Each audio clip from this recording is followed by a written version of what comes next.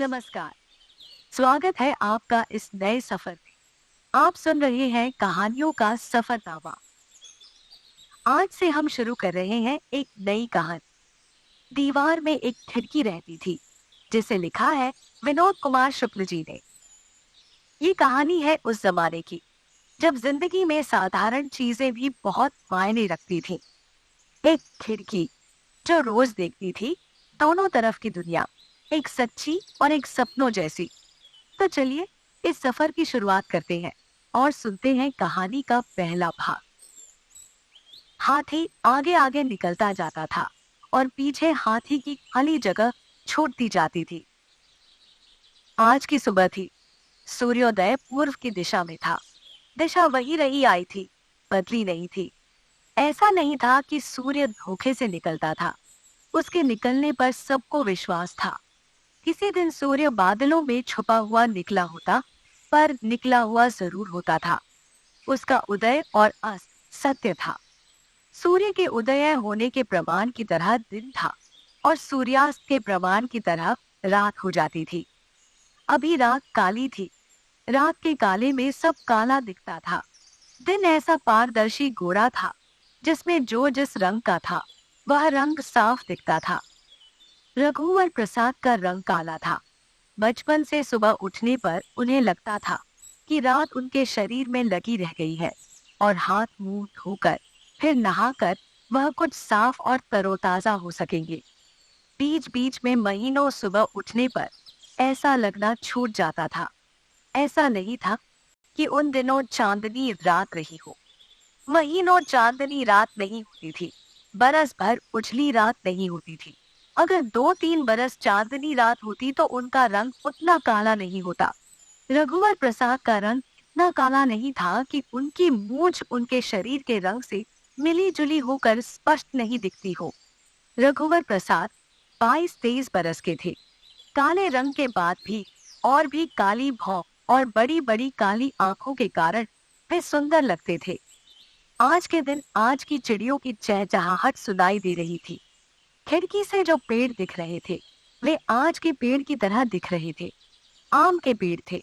आम के पेड़ों के बीच वही पुराना नीम का पेड़ आज का पेड़ था। आम के पेड़ों की पत्तियां आज हरी थी, जैसे सब पेड़ों की थी। आम में बौर आ गई थी। पेड़ बौर से लदे थे। बौर के गंध में सांस खींचने से मन की चक्कर आ जाता था। पेड़ों में इतनी बौर लगी थी कि जितनी बौर निकलनी थी सब निकल गई, जिन्हें अगले वर्ष निकलना था धोखे से इसी वर्ष निकल गई थी। खिड़की से पड़ोस की 6-7 साल की लड़की ने झांक कर कहा, एक आम का बौर तोड़ दो। लड़की खिड़की के नीचे रखी ईंटों पर खड़ी थी। रघुवर प्रसाद के कमरे में झांकने के लिए पड़ोस के छोटे छोटे बच्चों ने वहां ईंटें जमाई थी। जो बहुत छोटे बच्चे थे तब भी झांक नहीं पाते थे। काहे के लिए? पूजा के लिए। बाई मंगाई है। लड़की अपनी अम्मा को बाई कहती थी। लड़की सोकर अभी उठी होगी। उसके बाल उसी तरह बिखरे थे जैसे रात भर गहरी नींद सोने से होते थे। दोनों चोटियों में काले फीते थे। एक चोटी का फीता खुलकर लटका हुआ था। तुम्हारे पिता सो रहे हैं? बाहर गए हैं, 3 दिन बाद आएंगे। तोड़ दो, बाई नहा ली है। अच्छा रुको। रघुवर प्रसाद उस लड़की के साथ पीछे आम के पेड़ों तक गए। रघुवर प्रसाद को लगा लड़की देर से उनके उठने का रास्ता देख रही होगी। तुम मेरे उठने का रास्ता देख रही थी? हाँ, उठने का रास्ता झांक कर देख रही थी। तुम पहले से उठ गई थी? हाँ। रघुवर प्रसाद का वह एक छोटा कमरा था जिसमें झांक कर छोटे छोटे बच्चे अंदर अनेक रास्ते देखते थे। जैसे वे बैठे होते तो उनके खड़े होने का रास्ता, वे पढ़ रहे होते तो उनके सीटी बजाने का रास्ता, चहलकदमी करते हुए उनके लेट जाने का रास्ता, खाली कमरे में अचानक उनके दिख जाने का रास्ता, उनके चाय बनाने के रास्ते से लेकर हर क्षण का रास्ता। बच्चों के उस तरह देखने से रघुवर प्रसाद को फर्क नहीं पड़ता था। बच्चों के आने से उनके कमरे की 4 दीवारी के अकेलेपन में एक खिड़की और खुल जाती थी। खिड़की से आने वाली हवा से उनको अच्छा लगता था। रघुवर प्रसाद ऊंचे थे, उनका हाथ आसानी से खड़े खड़े बौर तक पहुंच रहा था। फिर भी वे उस बौर की तरफ हाथ बढ़ा रहे थे जहां उनका हाथ नहीं पहुंच सकता था।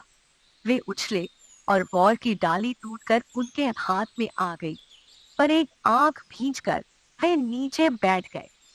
क्या हुआ? लड़की ने पूछा। बौर का फूल झरकर आंख में चला गया। हुक्का मार दो। रघुवर प्रसाद ने कुछ नहीं कहा। लड़की ने फ्रॉक के छोर को उंगली में गुरमेट कर बांधा और अपनी गर्म सांस से फूंका। फिर रघुवर प्रसाद के बिल्कुल पास जाकर सांस से गर्म फ्रॉक के बांधे छोर को आंख पर रखा। ऐसा 2-3 बार किया। बस ठीक हो गया, रघुवर प्रसाद ने कहा। उनकी आंख लाल हो गई थी और आंसू आ गए थे। ठीक हो गया? लड़की ने पूछा। हाँ, उन्होंने कहा। रघुवर प्रसाद के हाथ से और की डाली लेकर लड़की भाग गई। लौटते समय रघुवर प्रसाद को एक जगह 2 ईंटें दिखाई दी। ईंटें मिट्टी से सनी थी। हाथों में एक एक ईंट उठाए रघुवर प्रसाद पीछे की खिड़की की तरफ गए। खिड़की के नीचे बच्चों ने ईंटें ठीक से जमाई नहीं थी। आधी ईंट उठाते बनी होगी, इसलिए आधी ईंटें अधिक थीं। किनारे की ईंट के छोर पर पैर पड़ता तो ईंट पलट जाती और बच्चे गिर जाते। ईंटों को उन्होंने जमाया। ईंट के चौरस पर खड़े होकर उन्होंने कमरे में झांका कि वे कमरे में नहीं थे। छोटे बच्चों के लिए तब भी नीचे होगा। वे ढूंढकर 2 ईंट और लाए। कमरे में आकर रघुवर प्रसाद को अपनी शादी का निमंत्रण पत्र पढ़ने का मन हुआ। शादी हुए 12 दिन हो गए थे। निमंत्रण पत्र खटिया के नीचे पेटी में था। पेटी निकालने के लिए वे नीचे झुके। उन्होंने सुना, ग में छोटे ऊ की मात्रा गुड़िया। खिड़की की तरफ उन्होंने देखा, एक बच्चा और बच्ची दोनों की ऊंचाई बराबर थी। खिड़की के नीचे की चौखट तक दोनों की ठुड्डी थी। रघुवर प्रसाद ने उन्हें देखा तो दोनों मुस्कुराए, फिर दोनों हंसने लगे। उनकी हंसी सुनकर नीचे बैठी हुई गुड़िया नाम की लड़की भी खड़ी हो गई। रघुवर प्रसाद ने उसे देखकर कहा, ब में छोटी ऊ की मात्रा बुढ़िया। नहीं, ग में छोटी ऊ की मात्रा गुड़िया। नहीं, ब में छोटी ऊ की मात्रा बुढ़िया। अच्छा, अब तुम लोग जाओ। तभी तीनों बच्चे खिड़की से गायब हो गए। रघुवर प्रसाद को लग रहा था कि पिता छोटू के साथ पत्नी को विदा कराकर गांव लिवा लाए होंगे। 1-2 दिन में ही यहाँ आ जाए। शादी के 3 दिन बाद पत्नी मायके चली गई थी। पिता ने पत्नी के जाने के 6 दिन बाद रघुवर प्रसाद से विदा कराने के लिए कहा था। विभागाध्यक्ष ने छुट्टी देने से मना कर दिया था। रघुवर प्रसाद एक निजी महाविद्यालय में व्याख्याता थे। 800 रुपए मिलते थे। महाविद्यालय इस 70,000 की आबादी वाली बस्ती से 8 किलोमीटर दूर था।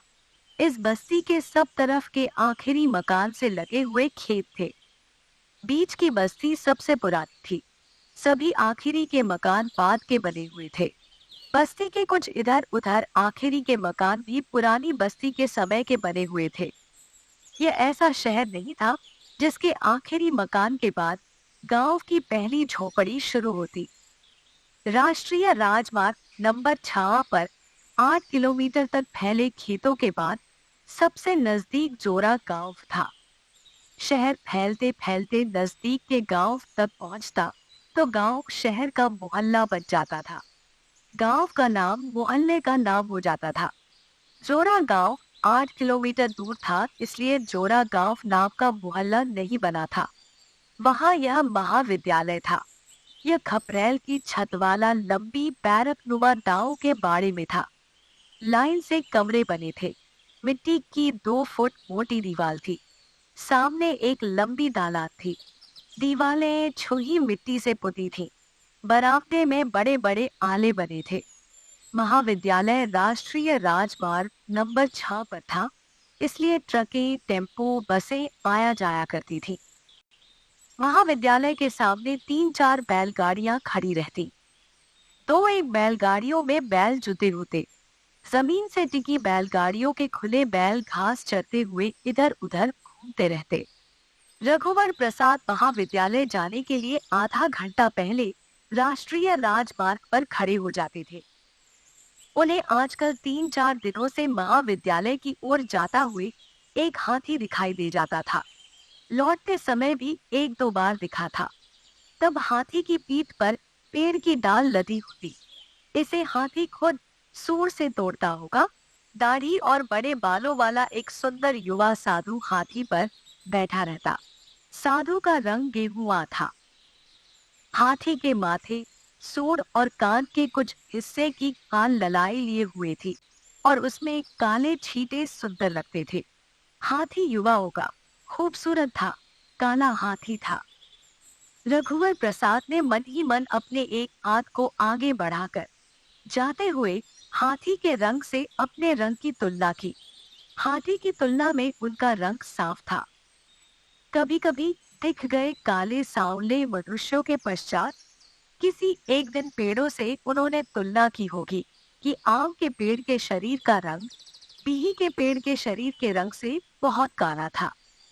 पीही के पेड़ का रंग गेहुआ चिकना था। आम के पेड़ के शरीर का रंग और नीम के पेड़ के शरीर का रंग एक जैसा काला था। इसी तरह पेड़ पर बैठने वाले पक्षियों से और उड़ते हुए पक्षियों से। यह सच था कि धरती में पेड़ों की पत्तियों, घास के कारण हरा रंग सबसे अधिक था। आकाश में नीला रंग अधिक था। खुली धरती पर होने के कारण यह सुविधा थी कि एक मुश्त बहुत सा आकाश दिख जाता था। सुबह शाम आकाश के स्थिर रंगीन होने के बाद भी हरा उड़ता रंग उड़ते हुए तोतों के झुंड के कारण दिखाई देता था। 8-10 कौवों से बड़ा झुंड आकाश में दिखाई नहीं देता था। तोते सटे हुए एक साथ उड़ते दिखाई देते थे। कौवे छितरे छितरे उड़ते दिखाई देते थे। सफेद बगुले भी छितरे छितरे उड़ते थे। कोयल पेड़ की डाली में छुपी छुपी दिखती थी। गिलहरी पेड़ पर अकेली नहीं दिखाई दी। आसपास दूसरी गिलहरी होती या चिड़िया जरूर होती। तब यह तय नहीं कर पाते थे कि टिट टिट बोलती हुई गिलहरी है या चिड़िया। कभी लगता गिलहरी है, कभी लगता चिड़िया है। तालाब के किनारे के पेड़ पर बैठने वाली रंगीन लंबी चोंच वाली चिड़िया एक छोटी घंटी की तरह चहचहाती है या टुनटुनाती है। रघुवर प्रसाद को ऑटो का इंतजार करते हुए जब देर हो जाती और सामने से हाथी निकल रहा होता, तब उनका मन होता था कि हाथी पर बैठकर महाविद्यालय जाते। हाथी पर बैठे साधु की नजर रघुवर प्रसाद पर पड़ती थी। रघुवर प्रसाद कहते, मुझे ले चलोगे? तो हो सकता है साधु हाथी रोक देता। साधु नहीं रोकता तो हाथी खुद रुक जाता। रघुवर प्रसाद जहां ऑटो के लिए खड़े होते थे वहां चाय की एक टिपरिया दुकान थी। एक पान का ठेला था। साइकिल पंचर सुधारने की दुकान थी। इस दुकान के सामने एक गतला पानी भरा घमेला था और वहां रिम जकड़ने के स्टैंड से एक पंप टिका हुआ होता। चाय और पान की दुकान के सामने जमीन पर धसी हुई लकड़ी की 2 बेंचें थी। बेंच इतनी प्राकृतिक थी कि लगता था कि पेड़ पर बेंच की तरह उगी थी और काटकर इनके पायों को जमीन पर गाड़ दिया गया। रघुवर प्रसाद ऑटो का रास्ता देख रहे थे। दूर से रघुवर प्रसाद ने हाथी को आते देखा।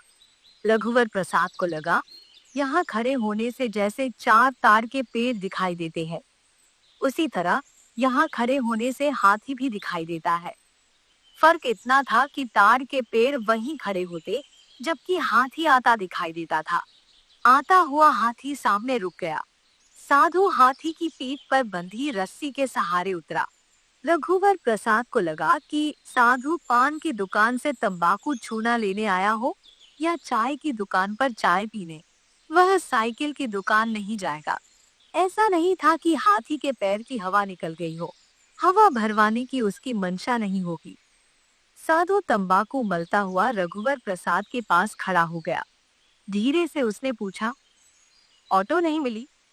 नहीं मिली। रघुवर प्रसाद ने भी धीरे से कहा, हाथी पर बैठेंगे? महाविद्यालय जाना है ना। हाथी पर? ऑटो तो आता होगा, हड़बड़ाकर उन्होंने कहा। रघुवर प्रसाद को आशा नहीं थी कि वह हाथी पर बैठने को कहेगा। आशा होती तो वे कुछ सोच लेते। सोचने के बाद शायद वे हाथी पर बैठने के लिए तैयार हो जाते। उसके जाने के बाद उन्होंने सोचा कि क्या उन्हें हाथी पर बैठ जाना चाहिए था। हाथी पर चढ़ने और उतरने का भय उन्हें हुआ, जबकि वे चढ़े उतरे नहीं थे। उन्हें देर हो रही थी। इस देरी में बिना कारण वे पान खाना चाहते थे। शायद पान बनते और खाते तक ऑटो न मिलने की देरी ठहर जाती या बदल जाती। देरी नहीं जाती, देरी होने का थोड़ा एहसास चला जाता। एक काम के न होने का एहसास दूसरे काम के करने पर भुला दिया जाता है, चाहे दूसरा काम करने जैसा न भी हो। पान खाने के बदले बैठ जाने का काम किया जा सकता था। बैठ जाना आत्मसमर्पण जैसा होता। बैठ जाना आत्मसमर्पण जैसा होता। जूझना जैसा नहीं होता। पैदल बढ़ जाना जूझना जैसा हो सकता था, पर यह बेकार था। पान खाने की आदत नहीं थी। ऑटो के इंतजार करने के समय में ऑटो नहीं आ रहा था। पान खाने के समय में ऑटो आ जाए। पान खाना ऑटो पाने का एक टोटका हो सकता था। जुआ खेलना भी हो सकता था। अभी पान के ठेले वाला आदमी रघुवर प्रसाद को इस नजर से नहीं देख रहा था कि रघुवर प्रसाद पान खाएंगे। आज पान खा लेंगे तो कल से रोज रघुवर प्रसाद पान खाते हैं या नहीं की नजर से देखेगा। एक ऑटो रुका। बैठने की जगह नहीं थी। दो विद्यार्थी थे। गांव की औरतें टोकरी लेकर बैठी थी। झांक कर वे पीछे हट गए। नहीं बैठे। एक विद्यार्थी उनको देखकर उतरने उतरने को हुआ, पर नहीं वो उतरा। उसे भी समय पर महाविद्यालय पहुंचना था। देर बाद उन्हें ऑटो मिला। महाविद्यालय पहुंचते पहुंचते उन्हें देर हो गई। आधे दिन की छुट्टी लेनी पड़ी। रघुवर प्रसाद अच्छा पढ़ाते थे। गणित पढ़ाते थे। कक्षा में पढ़ाते समय अधिकांश समय उनकी पीठ विद्यार्थियों की तरफ रहती। पीठ घुमाए बोलते हुए तख्ते पर लिखते जाते। गणित होने के कारण विद्यार्थी सन्न खाए से शांत रहते। रघुवर प्रसाद दोनों हाथ से लिखते थे। तख्ते पर बाएं हाथ से लिखना शुरू करते और मध्य तक पहुंचते पहुंचते दाहिने हाथ से लिखना शुरू कर देते। वे दोनों हाथों से एक जैसा साफ लिखते थे। तख्ते के भर जाने के बाद वे किनारे हट जाते थे ताकि विद्यार्थी सवाल कॉपी पर उतार ले। बाएं हाथ की चौक लिखते लिखते घिस जाती या टूट जाती तो दाहिनी हाथ से हाथ में रखी सहगो चौक से लिखना शुरू कर देते थे। यह तत्काल होता था। बाएं हाथ के बाद दाहिने हाथ से उनका लिखना इस तरह होता कि हाथ का बदलना पता नहीं चलता था। नए विद्यार्थियों को तब पता चलता था जब वे पुराने हो जाते थे। पुराने विद्यार्थी इतने आदी हो जाते थे कि नए को बतलाना भूल जाते थे। विभागाध्यक्ष को भी बहुत बाद में पता चला था कि रघुवर प्रसाद दोनों हाथ से लिखते हैं, जबकि वे उनको बाएं और दाहिने हाथ से लिखता हुआ कई बार देख चुके थे। जब वे रघुवर प्रसाद को बाएं हाथ से लिखता हुआ देखते तो उसे ही सत्य समझते कि रघुवर प्रसाद देरी हाथ है। जब दाहिने हाथ से लिखना देखते तो उनको यही हमेशा का सत्य लगता। पहले का सत्य वे भूल जाते थे। दरअसल रघुवर प्रसाद के दोनों दाहिने हाथ थे। दूसरे दिन ऑटो के इंतजार में पिछले दिनों की तरह हाथी आते हुए दिखा। हाथी दिखने के बाद रघुवर प्रसाद ने तार के पेड़ों को देखा कि वही है। हाथी पर बैठे युवा साधु ने रघुवर प्रसाद की कल उनसे बातचीत हो चुकी थी के परिचय की दृष्टि से देखा। साधु को रघुवर प्रसाद का नाम नहीं मालूम था। अगर मालूम होता तो देखने के परिचय में नाम मालूम है कि भी दृष्टि होती। रघुवर प्रसाद को लगा कि आज वह उनसे नहीं पूछेगा। हाथी पर बैठकर महाविद्यालय जाना ठीक नहीं था। हाथी एक सवारी थी जिसका चलन बंद हो गया। इस तरह चल रही थी। एक सिक्का जिसका चलन बंद था, पर है। वह चाहते तो कल हाथी पर बैठ सकते थे। ऑटो के 1 रुपए देने पड़ते हैं, हाथी के अधिक देने पड़े। 8 किलोमीटर हाथी पर बैठकर जाना होगा। पहले राजे महाराजे बैठते थे। इस समय बैठे तो हास्यास्पद होगा। जैसे हाथी पर बैठा हुआ भूतपूर्व राजा सब्जी खरीदने बाजार आया। सबने अपनी अपनी सब्जी की टोकरी पीछे खींचकर हाथी के आने का रास्ता चौड़ा किया। तब भी हाथी के लिए घूमकर पलटने की जगह नहीं थी। इस तितर बितर में भूतपूर्व राजा ने एक सब्जी वाली के पास झोला फेंका कि आधा किलो आलू, 1 रुपए की पालक, 1 पाव लहसुन और 50 पैसे की अदरक देना। झोले में सब्जी भरकर सब्जी वाली झोले को हाथी की सूंड को पकड़ा देगी। हाथी सूंड पलटाकर झोला महावत को दे देगा। भूतपूर्व राजा सब्जी के पैसे पूछेगा, फिर एक पोटली में पैसे लपेटकर महावत को देगा। महावत हाथी को देगा, हाथी सब्जी वाली को देगा। इस लेन देन के बीच में बहुत बड़ा हाथी होगा और उसकी भूमिका होगी। घूमने फिरने के लिए हाथी पर बैठना ठीक है, काम पर जाने के लिए नहीं। घोड़ा तो भी ठीक होगा। टेम्पो में हमेशा की तरह गांव की औरतों और बूढ़ों की भीड़ थी। एक बूढ़ा डंडा लिए हुए बैठा था। विद्यार्थी नहीं थे, इसलिए रघुवर प्रसाद ने अंदर घुसने की कोशिश की। टेम्पो वाले ने जगह बनाने के लिए कहा। टेम्पो में जगह होती तो मिलती। ऐसा नहीं था कि बाहर मैदान से थोड़ी जगह लेते और टेम्पो में रख देते तो जगह बन जाती। बिना जगह के वे टेम्पो में घुस गए। जब टेम्पो चली तब उनको लगा कि दम नहीं घुटेगा। लड़कियों औरतों के बीच बैठे हुए आगे उनको कोई विद्यार्थी देखेगा तो अटपटा नहीं लगेगा, क्योंकि विद्यार्थी सोचेगा कि रघुवर प्रसाद के बैठने के बाद औरतें बैठी होंगी। औरतों के बैठने के बाद रघुवर प्रसाद बैठे होंगे, ऐसा विद्यार्थी क्यों सोचेगा। हाथी को निकले हुए समय हो चुका था। तब भी हाथी इतने धीरे चल रहा था कि उनका टेम्पो हाथी से आगे निकल गया। डंडे वाले बूढ़े के कंधे पर कंबल रखा था, जो रघुवर प्रसाद को गड़ रहा था। ठंड को गए हुए कुछ दिन बीत गए थे, पर बीते दिनों की आदत की तरह कंबल कंधे पर रखा हुआ था। विभागाध्यक्ष से रघुवर प्रसाद ने बात की। महाविद्यालय आने में कठिनाई होती है सर। टेम्पो बस समय पर नहीं मिलती, देर होने पर आधे दिन की छुट्टी लेनी पड़ती है। स्कूटर नहीं खरीद लेते? सर इतने पैसे कहाँ से लाऊंगा? साइकिल से आया करो। साइकिल से आने का मन नहीं करता। पिताजी की पुरानी साइकिल है, बिगड़ती रहती है। चलाओगे तो उसकी देखभाल होगी, साइकिल ठीक रहेगी। यही करना पड़ेगा। आपने स्कूटर कब खरीदी? 8 साल हो गए। आते जाते आपको हाथी मिलता है? हाँ, कुछ दिनों से तो रोज मिलता है। स्कूटर का हॉर्न सुनकर हाथी हट जाता है। हाथी सुनकर हटता है यह पता नहीं, महावत सुनकर हटा देता हो। हाथी तो समझदार होता है, उसको अपने मन से हट जाना चाहिए। सामने बस ट्रक को आते देखकर हाथी किनारे हो जाता होगा। हो तो जाना चाहिए। हाथी के बाजू से स्कूटर निकालने में आपको डर नहीं लगता? मैं होता तो मुझको डर लगता। डर लगता है। हाथी अपनी समझदारी और महावत की समझदारी के साथ साथ चलता है। दोनों की समझदारी में फर्क पड़ जाए तब तब मुश्किल होगी। या भी हो सकता है कि महावत की गलती को हाथी संभाल ले। हाँ, और महावत सही हो तो हाथी से गलती हो जाए। जी हाँ। हाथी के पास से निकलते समय मैं स्कूटर धीमी कर लेता हूँ। हाथी से दूर होकर निकलता हूँ कि अचानक वह घूम जाए तो उसकी सूंड की पहुंच की सीमा पर न रहूं। हाथी से आगे होते ही तुरंत गति बढ़ा देता हूँ। क्यों? इसलिए कि हाथी इतना बड़ा होता है, सूंड लंबी होती है कि सूंड बढ़ाकर पकड़ न ले। हंसते हुए विभागाध्यक्ष ने कहा, अच्छा बताइए, हाथी बैलगाड़ी से आगे निकल सकता है, स्कूटर से जाते हुए यह कैसे पता चलेगा? या तो हाथी पर बैठे रहो या बैलगाड़ी पर, तब पता चलेगा। फिर भी आप क्या सोचते हैं?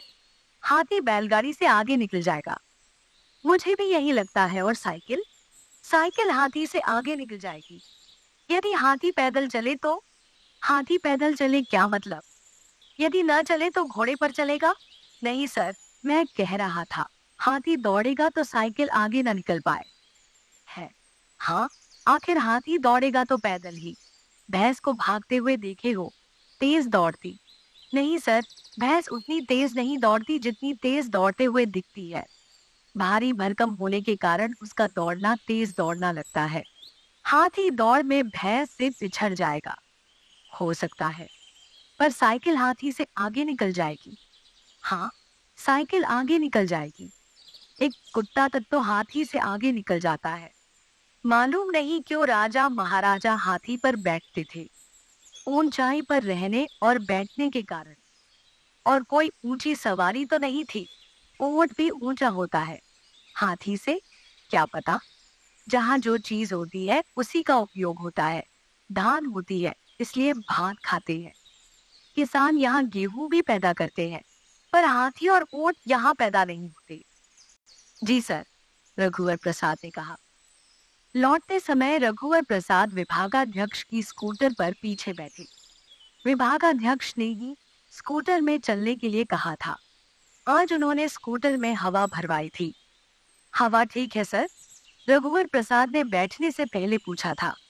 हाँ, बैठ जाओ। हाँ, बैठ जाओ। स्कूटर चालू किए खड़ा हो। तुमसे स्कूटर पर बैठने के लिए नहीं कहता तो तुम कल अपने लिए एक हाथी खरीद लेते। पेट्रोल भी बहुत महंगा है। यह पेट्रोल से चलने वाला हाथी है। रघुवर प्रसाद को आगे जाते हुए हाथी दिखा। वे विभागाध्यक्ष से कहना चाहते थे, सर हाथी, पर नहीं कहा। विभागाध्यक्ष ने भी देखा होगा। उन्होंने स्कूटर धीमा कर हाथी से दूरी बनाते हुए स्कूटर को आगे निकाला। रघुवर प्रसाद ने सिर घुमाकर बैठे हुए रघुवर प्रसाद वहीं उतर गए जहां वे ऑटो के लिए खड़े रहते थे। विभागाध्यक्ष सीधे निकल गए। रघुवर प्रसाद ने सोचा, जब शुरू की दुनिया धीमे चलती थी तब हाथी दुनिया के साथ डगमग चलता था। अब भी हाथी पहले जैसा धीमे चल रहा था। दुनिया के साथ हाथी हो ना हो, पर हाथी के साथ दुनिया अभी भी थी। हाथी की इस दुनिया में रघुवर प्रसाद शामिल हो रहे थे। मार्च का शुरू का दिन था। तब भी अचानक पानी ऐसा गिर रहा था कि अगस्त का महीना लगने लगा। पानी की तेज बौछार से आम के बौर झड़ गए थे। बौर की खुशबू में गीलापन था।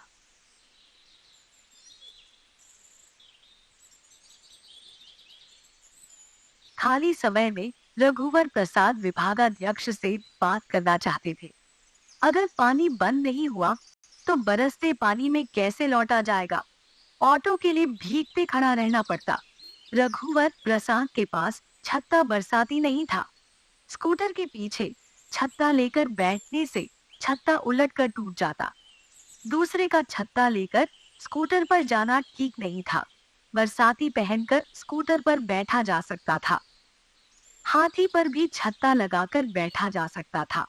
झालरदार छत्ता हौदे से बंधा हुआ इसलिए होता हो कि धूप बरसात से बचत हो। सर एक बात पूछे? रघुवर प्रसाद ने कहा। विभागाध्यक्ष काम कर रहे थे। पर हाथी के बारे में नहीं, विभागाध्यक्ष ने कहा। जी हाँ, रघुवर प्रसाद ने कहा। वे चुप हो गए। गणित विभाग में दो शिक्षक थे, रघुवर प्रसाद और विभागाध्यक्ष। महाविद्यालय को खुले तीसरा साल था।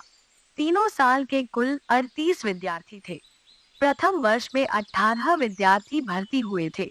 तीसरे वर्ष की कक्षा में केवल 9 विद्यार्थी थे। सर, हाथी के बारे में तो नहीं पूछ रहे हो? जी, दूसरे जानवर के बारे में पूछिए। विभागाध्यक्ष ने सोचा हाथी के बदले जानवर के बारे में पूछने से मना करता था। हाथी उसमें अपने आप शामिल हो जाता। सर, कांजी हाउस में भालू को रख सकते हैं। विभागाध्यक्ष को शक हुआ कि रघुवर प्रसाद को काले जानवरों से अधिक लगाव है, जैसे हाथी, भालू, भैंस इत्यादि। आवारा गाय गोरू को कांजी हाउस में रखते हैं। भालू जंगल में रहता है। जंगल का भालू आवारा भालू नहीं होगा। गाय गोरू जिसको देखने सुनने वाला कोई नहीं, खड़ी फसल चरने लगे, नुकसान करे तो उसको कांजी हाउस में बंद कर सकते हैं। जिसकी गाय होती है वह दंड देकर छुड़ा ले जाता है। जंगल से निकलकर भालू खेत में आ जाए तो भालू आवारा नहीं हो जाएगा। खेत में आएगा तो भी आवारा नहीं होगा। गांव में आ जाएगा तो भालू कहीं भी आ जाए जंगली रहेगा। आदमी लोगों को भालू नुकसान पहुंचाए और पकड़ में आ जाए तो कांजी हाउस में दे सकते हैं। अरे, कांजी हाउस में भालू को खिलाएंगे क्या? उसको दंड देकर कौन छुड़ाएगा? भालू को जंगल विभाग को दे सकते हैं कि वापस जंगल में छोड़ दो या चिड़ियाघर में। जंगल विभाग भालू को दूर घने जंगल में छोड़ सकता है। सर, कांजी हाउस में गाय बैल को लेने कोई ना आए तो क्या करें? नीलामी कर देंगे। भालू की नीलामी करें तो सर्कस वाले भालू नचाने वाले खरीद सकते हैं। भालू को नचाने वाले कितने मिलेंगे? 8-10 तो इकट्ठे हो जाएंगे। अच्छा, कल किसी एक को तो ढूंढ कर लाना। मुझको तो लगता है गिने चुने 2-4 लोग घूम घूम कर भालू नचाते फिरते हैं। 2-4 भी नहीं, एक होगा। वही एक सारी दुनिया में घूमता है। अपनी बस्ती में भालू नचाने वाला एक भी आदमी नहीं है। अगर होगा तो वह भालू के साथ रहता होगा। भालू पालतू जानवर नहीं है, जंगली जानवर है।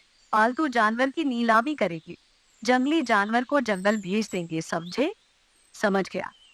पर सर, गाय एक समय पालतू नहीं रही होगी, वह भी जंगली जानवर होगी। मनुष्य जंगली था, भालू भी धीरे धीरे पालतू हो जाता। नहीं, ऐसा नहीं है। भालू पालतू जानवर नहीं है। सर, हाथी पालतू जानवर हो गया है, रघुवर प्रसाद ने कहा। तुम छत्ता लाए हो? विभागाध्यक्ष ने पूछा। नहीं, छत्ता किसी से मांग लूंगा, पैदल जाऊंगा। चपरासी से छत्ता मांग लेना, पैदल जाना। भीगते हुए चलना है तो मेरे साथ चलो। मैं भीगते जाऊंगा, मैं पैदल जाऊंगा। मन हुआ तो छत्ता लिए तेज चलूंगा, छत्ता लेकर दौड़ूंगा। पैदल दौड़ना? जी सर, पिताजी कहते हैं जब पानी गिरता है तो चोरों को चोरी करने में आसानी होती है। हाँ, मैं कुत्ते के बदले एक शेर पालने की बात सोच रहा हूँ। जब चोर आएगा तो वह भौंकेगा नहीं, दहाड़ेगा। प्राचार्य अपने स्कूटर में भीगते हुए चले गए। कुछ भीगते हुए विद्यार्थी साइकिल से, कुछ पैदल। विद्यार्थी साइकिल पर डबल सवारी भी गए। जो शिक्षक साइकिल में आते थे वे सब पानी रुकने का इंतजार किए बिना साइकिल से चले गए। विभागाध्यक्ष ने जाते समय रघुवर प्रसाद से पूछा, भीगते चलोगे? नहीं सर, मुझे छत्ता मिल गया है, पैदल जा रहा। रास्ते में टेम्पो मिल जाएगा। रास्ते में हाथी मिले तो छत्ता लगाकर हाथी पर मत बैठना रघुवर प्रसाद। क्यों सर? एक हाथ से तो छत्ता पकड़ोगे, संभल कर बैठते नहीं बनेगा। शायद सड़क के नीचे की हवा से हाथी के ऊपर की हवा तेज हो, छत्ता उलट जाए। छत्ता संभालने में खुद मत गिरना, छत्ता को गिर जाने देना। छत्ता मेरा नहीं है, किसी का भी छत्ता हो, झल्लाकर विभागाध्यक्ष ने कहा। जी हाँ, रघुवर प्रसाद पैदल निकल पड़े थे। पानी कम हुआ था, फिर भी तेज था। शहर की ओर से गांव की सवारी से लदा टेम्पो आकर चला गया। यही टेम्पो लौटेगा तब शायद जगह मिल जाए। टेम्पो नवा गांव तक जाता था। जोरा गांव से लगा वहां विद्यालय था। इस गांव में दाऊ की लंबी चौड़ी देरी थी, जो महाविद्यालय को दान दे दी गई थी। महाविद्यालय की दालान की दीवालों में बड़े बड़े आले बने थे। कमरे की भी दीवालों में आले थे। दालान में छानी को सहारा देने लाइन से पत्थर पर लकड़ी के खंभे थे। लकड़ी के खंभे, बल्ली, दरवाजे और खिड़की के पल्ले अलसी के तेल से चिपुड़े काले और चमकदार थे। जमाने से इनको अलसी का तेल लगाकर चमकाया जाता था। तेल के कारण इनमें धूल की परत चपती थी।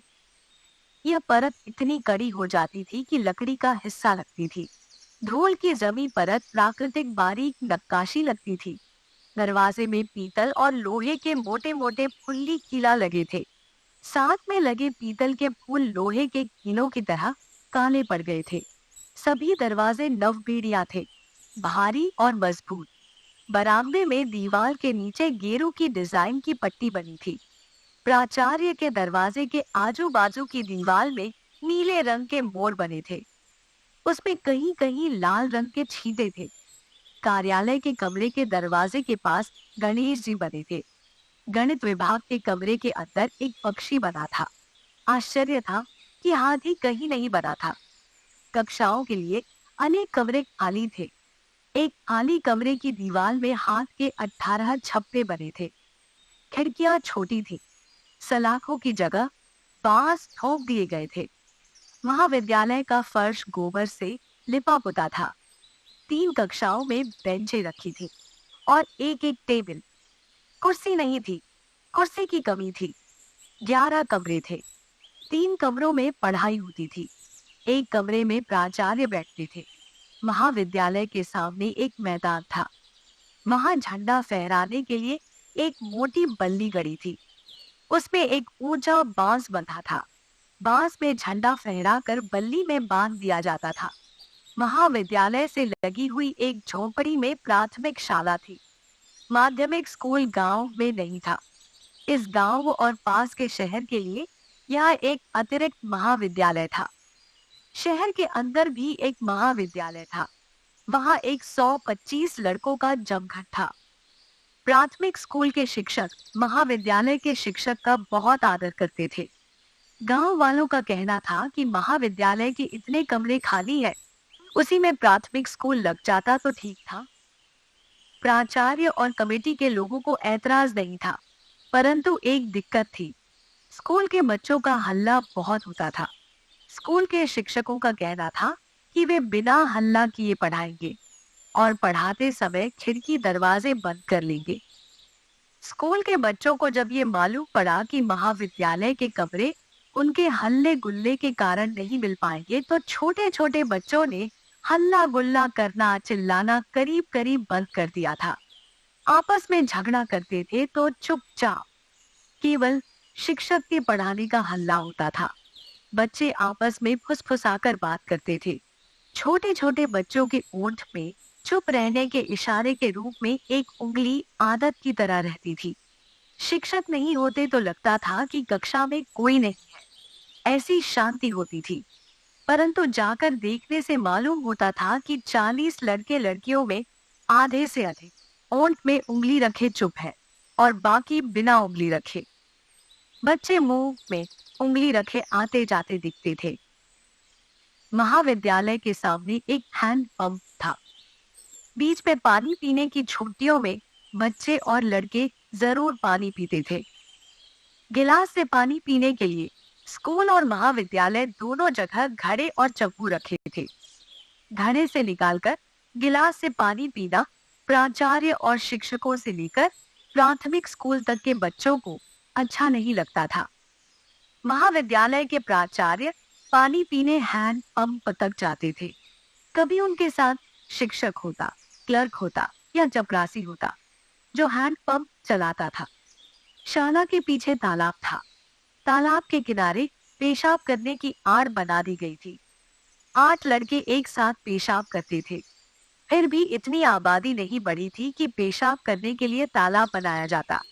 जब महाविद्यालय के प्राचार्य अकेले बाहर आते तो सब समझ जाते कि पानी पीने नहीं, पेशाब करने निकले हैं।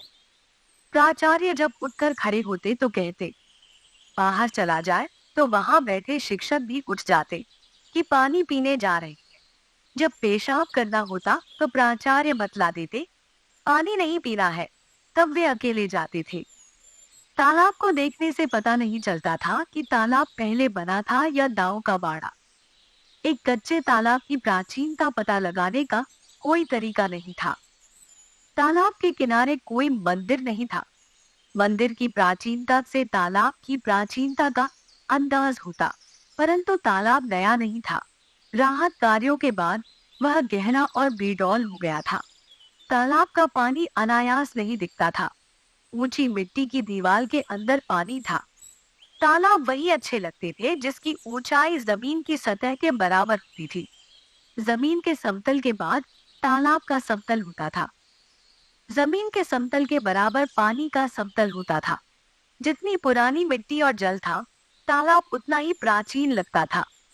यह इतना प्राकृतिक और प्राचीन लगता था कि वहां जमीन होते होते पानी हो गया किनारे किनारे घास, फिर कमल की पत्तियां।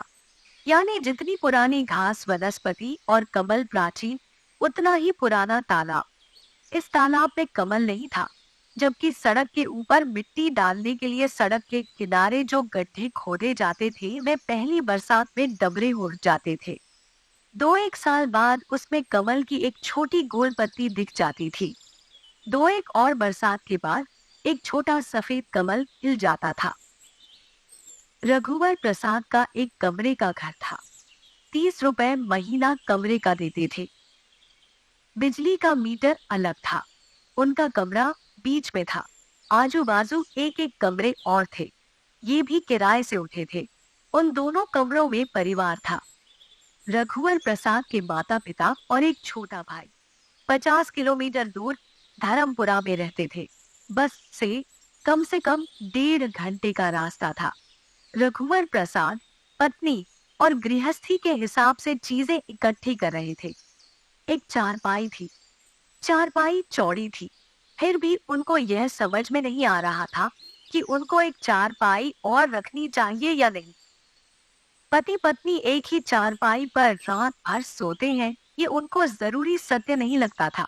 रात भर का जरूरी सत्य न हो, पर कुछ देर का सत्य तो था। फिर भी इस सत्य को आड़ में रखने के लिए उनके पास दूसरा कमरा नहीं था। यदि 2 चारपाई होती तो यह सत्य दूसरी चारपाई की आड़ में होता। रघुवर प्रसाद की बड़ी बहन इसी शहर में थी। जीजा एक ट्रांसपोर्ट ऑफिस में क्लर्क थे।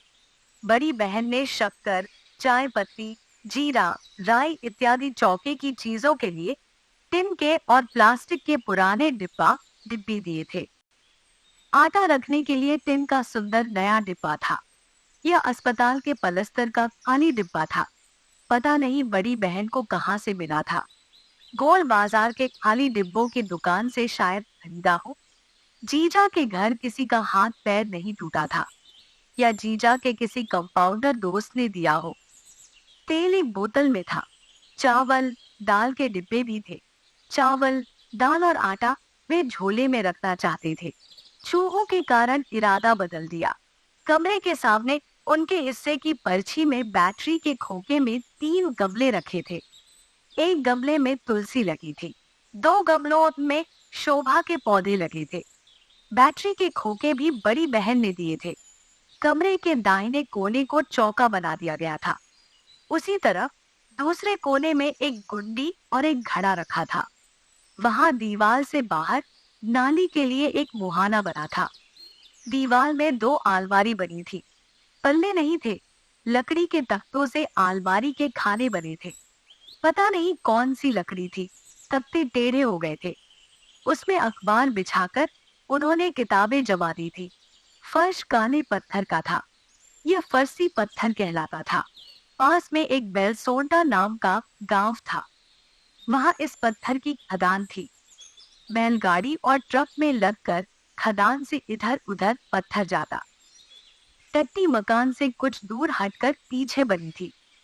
3 कमरे के परिवार के लिए 3 टट्टियां लाइन से बनी थी। शादी के बाद रघुवर प्रसाद 8 रुपए महीने के हिसाब से एक टट्टी में ताला लगाने लगे थे। टट्टी का ताला एकदम नया था। टट्टी में बिजली नहीं थी। रात को टॉर्च या डिबरी लेकर जाना पड़ता था। टट्टी का दरवाजा जमीन से 6-7 इंच ऊंचा था। बाहर ढिबरी रख दो तो भी बंद दरवाजे के नीचे से उजाला जाता था। 30 रुपए का कमरा और 8 रुपए की टट्टी का अनुपात ठीक नहीं बैठता था। टट्टी का किराया और कम होना था। घर गृहस्थी के टट्टी के इंतजाम में वे ठगा गए थे, पर यह जरूरी था। पैदल कुछ दूर निकल आने के बाद भी रघुवर प्रसाद को टेम्पो नहीं मिला। टेम्पो भरे आते थे। घुसने की जगह नहीं होती होगी, इसलिए रोकने से नहीं रुकते थे। जब भी टेम्पो की आवाज आती तो वे रुककर पीछे देखने लगते। रुककर उन्होंने पीछे देखा। एक टेम्पो आ रहा था। टेम्पो के पीछे उन्हें हाथी भी आता दिखा। पानी बूंद बूंद गिर रहा था। उन्होंने निर्णय लिया कि इस टेम्पो में जगह नहीं मिली तो वे हाथी पर बैठ जाएंगे। टेम्पो को उन्होंने रोका। टेम्पो रुका नहीं। उन्हें लगा टेम्पो में जगह थी। टेम्पो वाले ने उन पर ध्यान नहीं दिया। हाथी के आने में अभी समय लगेगा, तब तक 4 टेम्पो निकल सकते हैं। किसी न किसी में जगह मिल जाएगी। टेम्पो नहीं आ रहा था और हाथी आते आते समीप आ गया। आबू चलेंगे?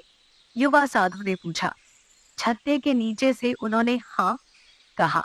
ऊपर से साधु को छत्ते की आड़ में उनका सिर हिलाना नहीं दिखा होगा, पर हाँ कहना सुनाई दिया होगा। वे छत्ता ताने खड़े रहे।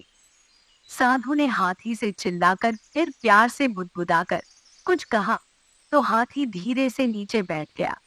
साधु ने किसी जादू या मंत्र से हाथी को बैठाया हो। तब रघुवर प्रसाद भी मंत्र मुग्ध खुद अपने हाथी पर चढ़ने का रास्ता वहीं खड़े खड़े देख रहे थे। शायद उन्हें लगा हो कि वे खड़े खड़े अपने को हाथी पर बैठा हुआ पा लेंगे। नीचे हाथ बढ़ाकर साधु ने रघुवर प्रसाद से ऊपर चढ़ने के लिए कहा। छत्ता उन्होंने बंद कर दिया था। रस्सी पकड़कर किसी तरह वे ऊपर चढ़ गए। हाथी का शरीर बहुत खुरदुरा था। संभलना कहकर उसने हाथी को कुछ कहा तो हाथी खड़ा हो गया। हाथी इतना ऊंचा होगा इसका अंदाजा नहीं था। बूंदाबांदी हो रही थी। बंद छत्ता हाथ में था। जिस हाथ में छत्ता था उस हाथ से भी वे रस्सी किसी तरह पकड़े हुए थे। कुछ डर या संभल कर बैठे होने के कारण वे झुके हुए थे। घबराइए नहीं, गिरेंगे नहीं। हाथी आपको गिरने नहीं देगा, समझदार है। हाथी की रीढ़ की हड्डी उन्हें गड़ रही थी।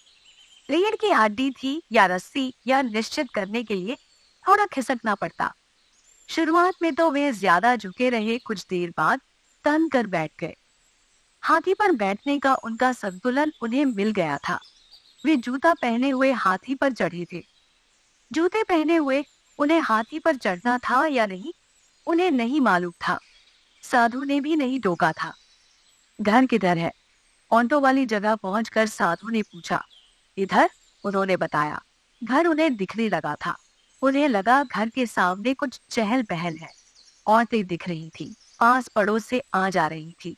छोटे छोटे बच्चे खेल रहे थे। ढोलक और मजीरे के साथ गवनई सुनाई दे रही थी। शायद उनके ही घर में। उनका दिल धड़कने लगा। दिल जितनी जोर से धड़क रहा था, हाथी के ऊपर नीचे के कारण उतना नहीं था। कुछ देर पहले से पानी बंद हो गया था और हल्की सी धूप निकल आई थी। वे हाथी पर बैठे बैठे देख रहे थे कि एक औरत ने उनके कमरे से चारपाई निकाली और सामने के पेड़ के नीचे डाल दी।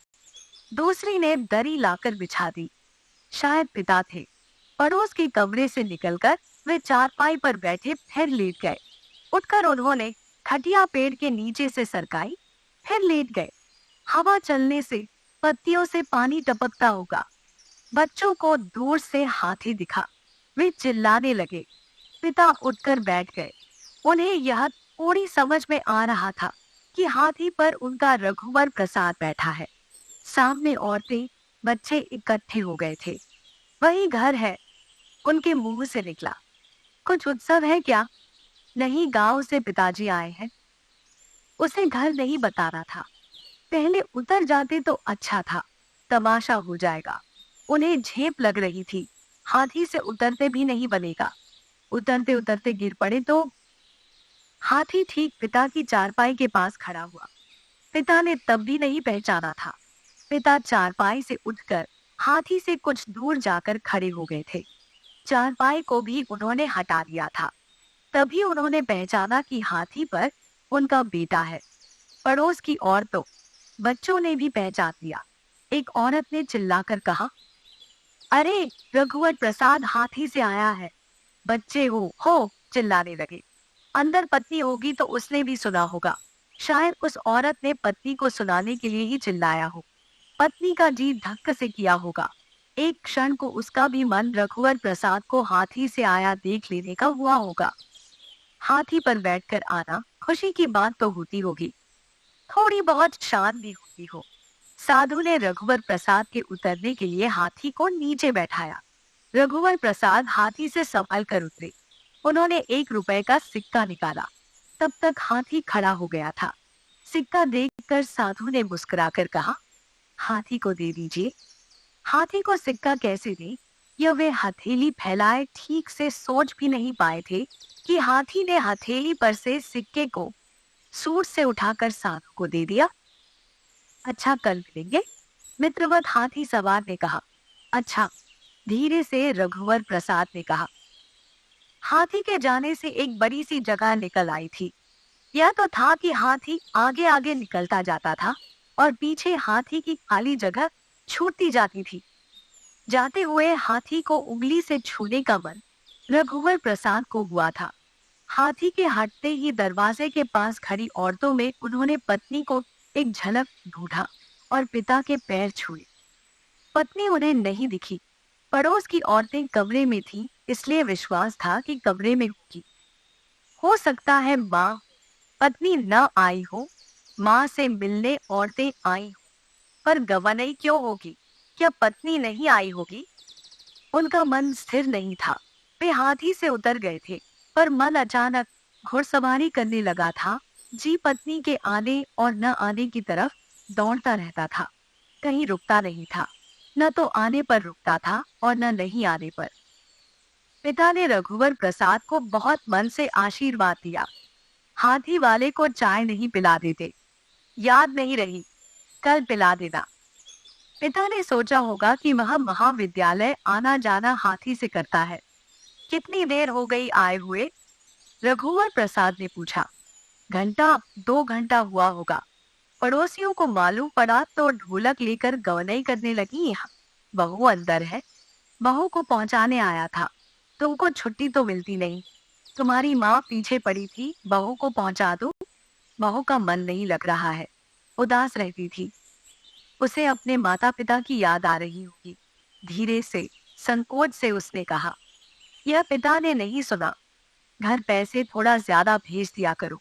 छोटू की बीमारी में इस बार पैसे खर्च हो गए। 20 दिन बुखार में पड़ा रहा।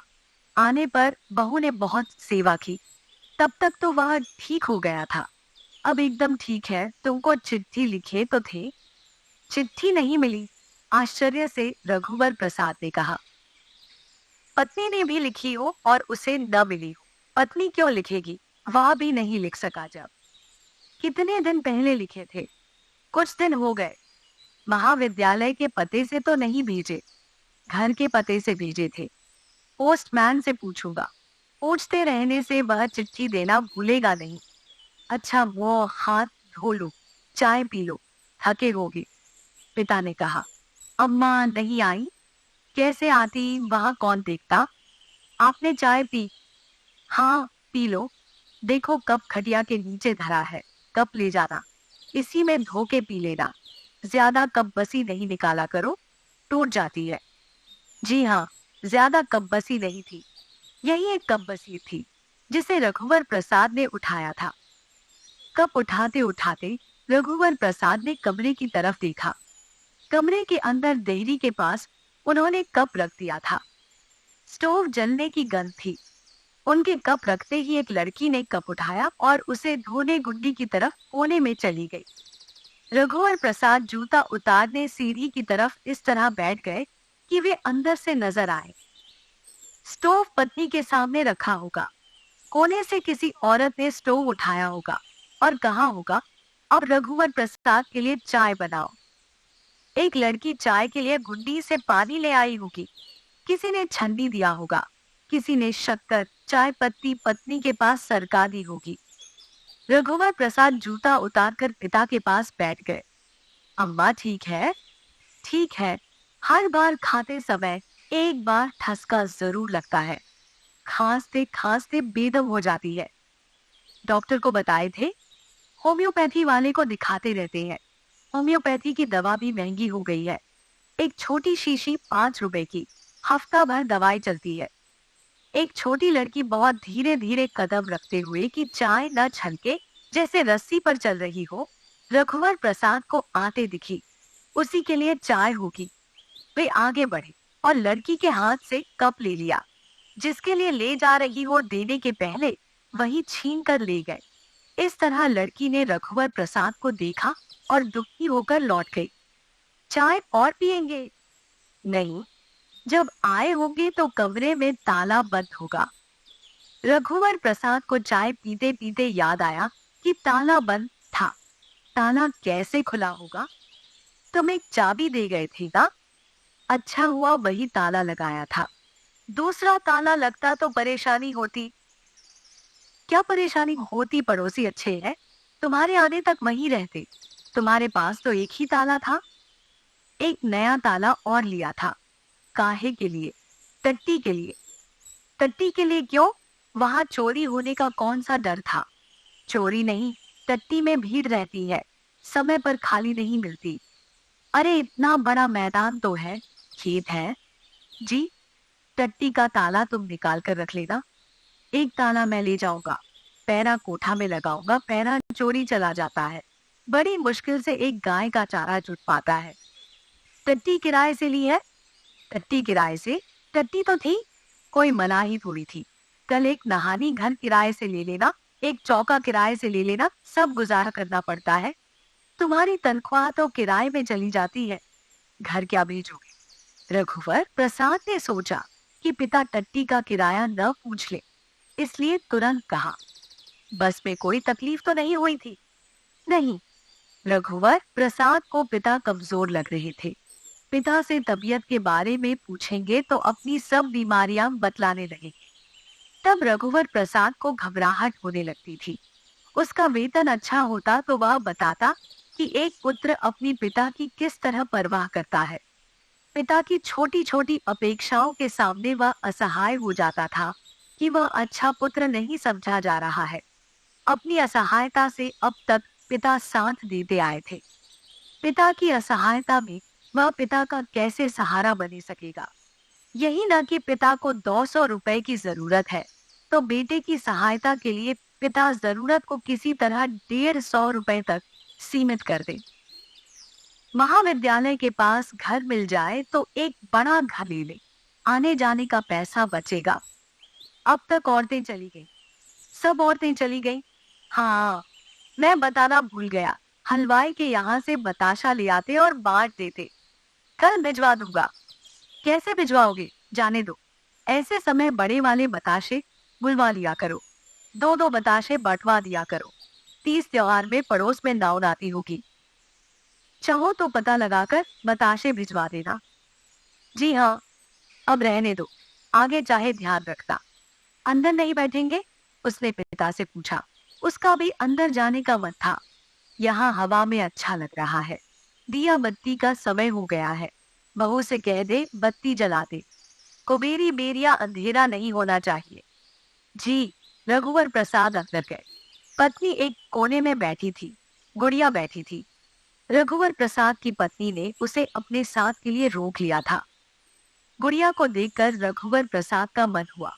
उससे कहेगा में छोटी ऊ की मात्रा गु, पर नहीं कहा कि पिता क्या सोचेंगे।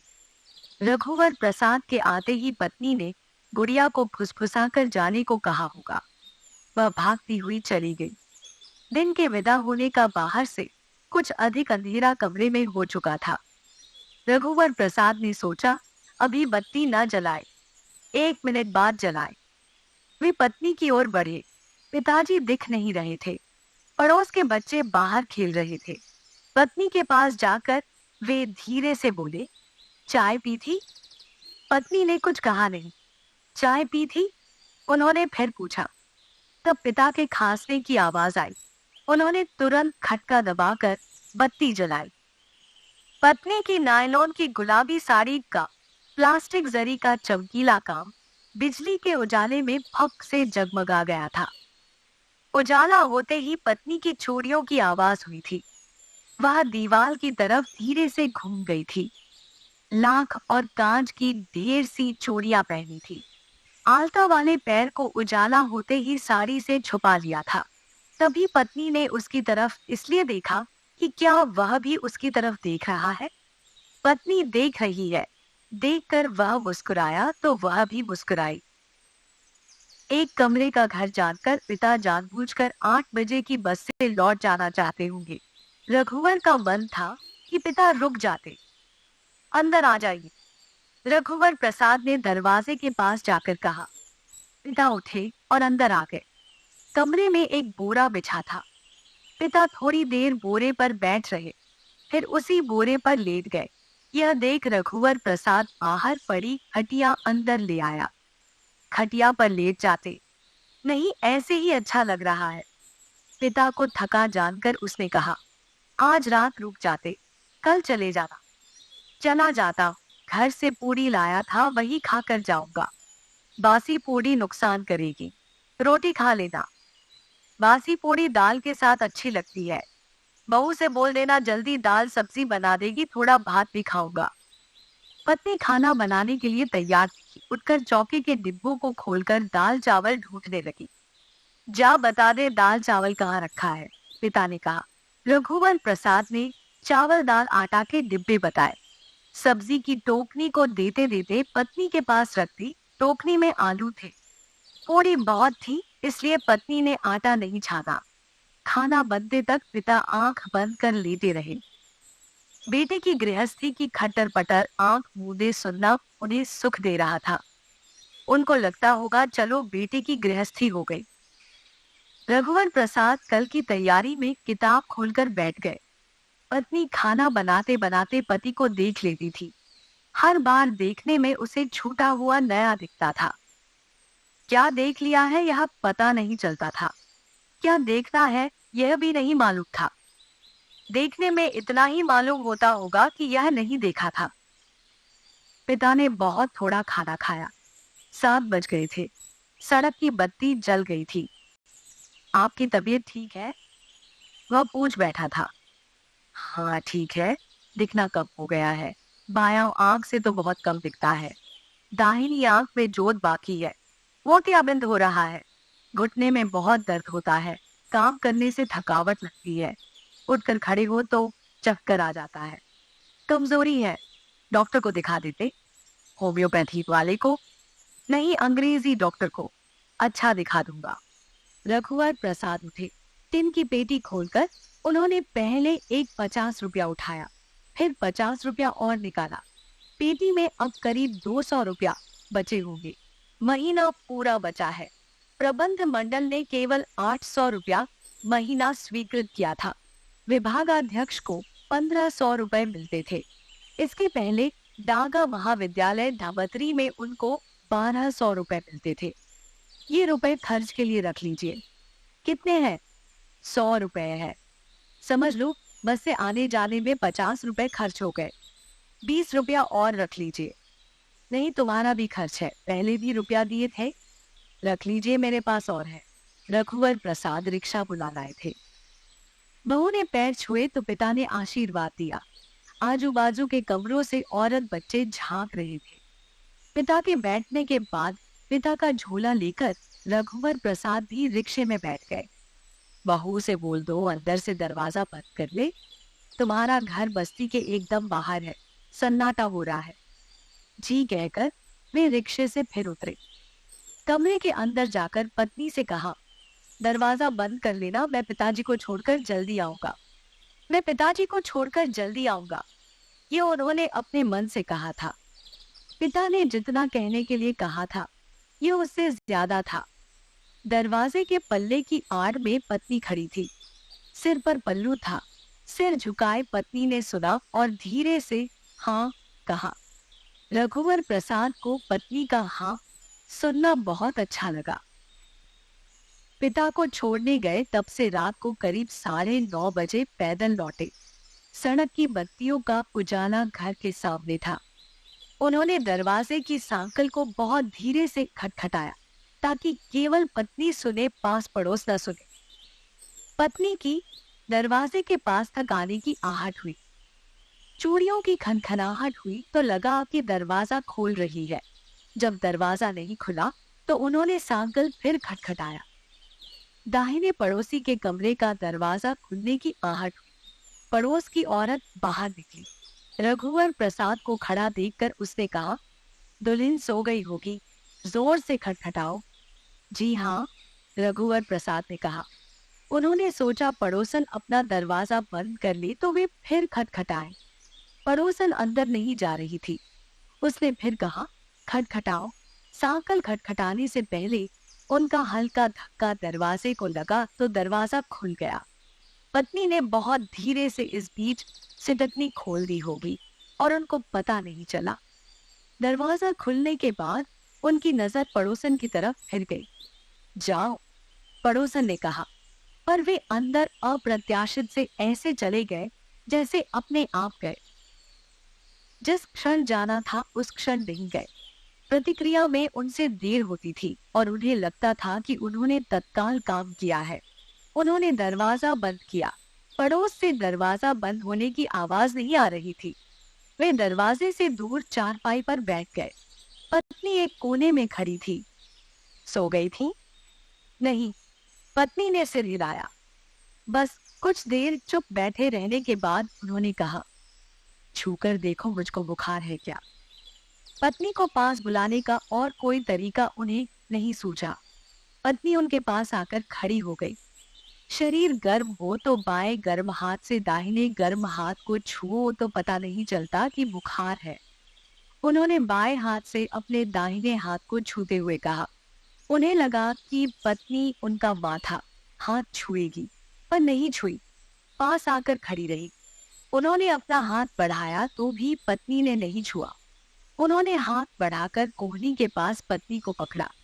चूड़ियां इतनी थीं कि हाथ पकड़ने की और जगह नहीं थी। तुम्हारा हाथ तो मेरे हाथ से ज्यादा गर्म है। और उन्होंने पत्नी का हाथ छोड़ दिया। पत्नी का हाथ सचमुच गर्म था। नहीं है। पत्नी ने इस तरह कहा कि उसका हाथ फिर पकड़ ले और छोड़े नहीं। है, सच में है। खाना खा ली हो? उन्होंने फिर पत्नी से पूछा। पत्नी ने कुछ नहीं कहा। वे पिता के साथ पेट भर खा चुके थे। पिता ने केवल 2 पूरी खाई थी और थोड़ा भात। पूरी ज्यादा थी। अम्मा ने सोचकर भेजा होगा कि बहू को आटा सानना न पड़े। रघुवर प्रसाद ने ज्यादा खा लिया था। थाली में बचा छोड़ना अच्छा नहीं लगता था। इस आदत के कारण वे ज्यादा खा जाते थे। पत्नी उनकी थाली में चुपके से पूरी डाल देती थी। पूछती नहीं थी, इसलिए वे मना नहीं कर पाते थे। आखिर खाते खाते वे पानी का गिलास और थाली लेकर खड़े हो गए। पानी उन्होंने खड़े खड़े पिया। पानी बैठकर पियो।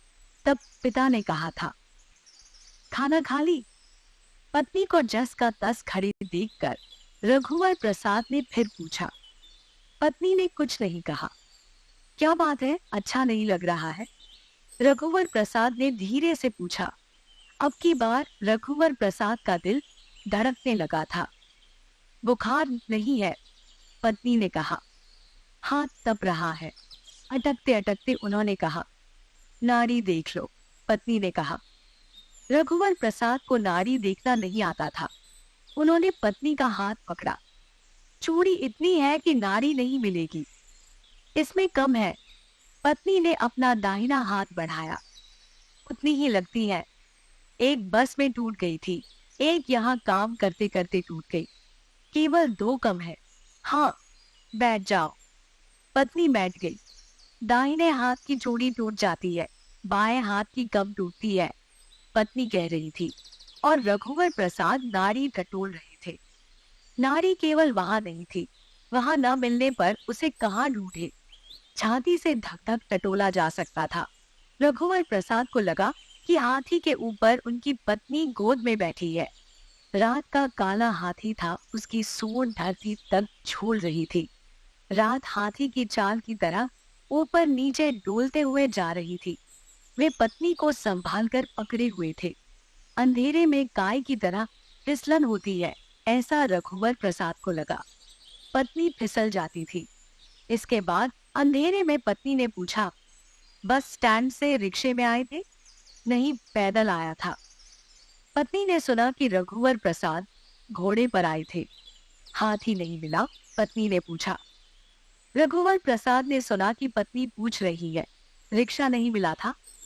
मिला था, पर पैदल आया। पैदल आने से पैसे बच गए थे। पास ही बस स्टैंड है। पत्नी ने सुना घोड़े के पैसे नहीं देने पड़े थे। बस स्टैंड पास है। घोड़े पर आने से कितना समय लगा? पत्नी ने पूछा। जल्दी आ जाता, पर रास्ते में एक दोस्त मिल गया, रघुवर प्रसाद ने कहा।